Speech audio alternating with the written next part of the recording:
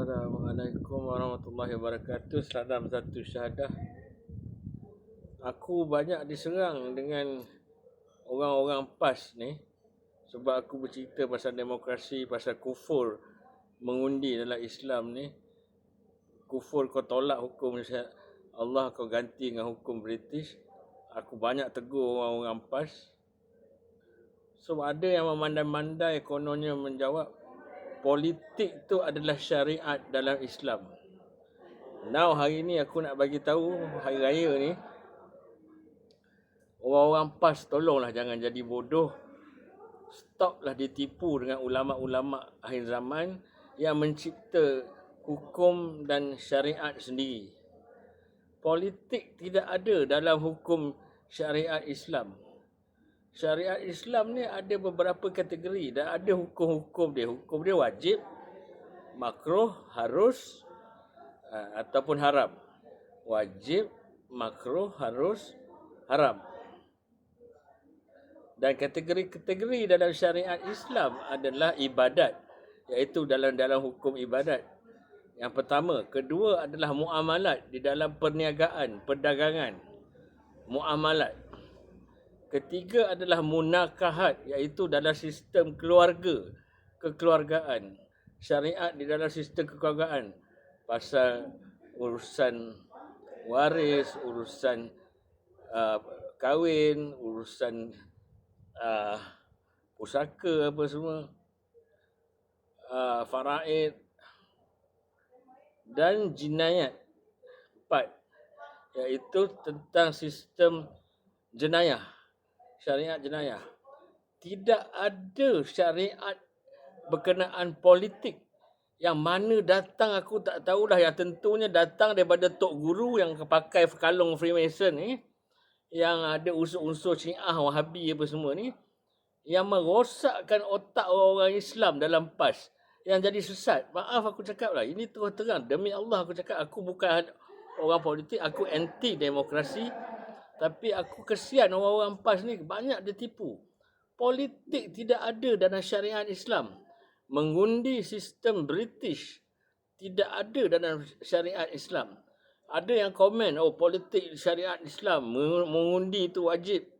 Bila masa kepala bapak kau cakap mengundi itu wajib? Mengundi, dahlah mengundi sistem demokrasi pula tu. Yang dalam syura tu yang mengundi ulama, bukan rakyat. Yang pilih pemimpin adalah ulama. Nak jadi pemimpin dalam Islam pun kena amanah, fatonah, kena tahu hukum, kena jadi tahfiz, kena jadi hafiz, kena tahu hukum-hukum, kena khatam Quran. Yang dalam demokrasi tak PAS SPM pun boleh. Yang hisap syabu ais pun boleh jadi. Yang makan babi hari-hari pun boleh jadi pemimpin. Kau pilih pula. So, tidak ada dalam syariat Islam politik, especially tidak ada syarat harus ataupun wajib mengundi dalam sistem demokrasi British yang kufur ni. Aku nak kau tanam betul-betul dan dengar betul-betul apa aku cakap ni. Jangan sesat oleh tok guru kau. Hukum syariat daripada Quran dengan sunnah. Kau pergi cek Quran, baca daripada start sampai habis, tafsir, terjemahan. Kau baca semua 300 buku hadis. Kau bagi tahu aku kat mana dalam Islam ada cakap wajib mengundi sistem kufur. Dahlah sistem kafir, British yang kena wajib kena mengundi. Aku tak tahu orang-orang PAS ni sebenarnya rosak. Otak korang semua rosak gila babi punya sebenarnya. Dirosakkan oleh ulama akhir zaman yang membuat fatwa sendiri, mencipta hukum-hukum sendiri. Kepala bana mana datang syariat Islam dalam politik. Politik itu adalah syariat Islam. Kepala otak kau mengundi syariat Islam. Tak ada. Syariat Islam dalam perdagangan, dalam jenayah, dalam keluarga, dalam ibadat. Politik tak ada. Pergi tanya JAKIM, pergi tanya JAIS, pergi tanya semualah jabatan-jabatan Islam. Politik tak ada dalam syariat Islam. Especially hukum kafir Sistem British ni lagilah tak ada.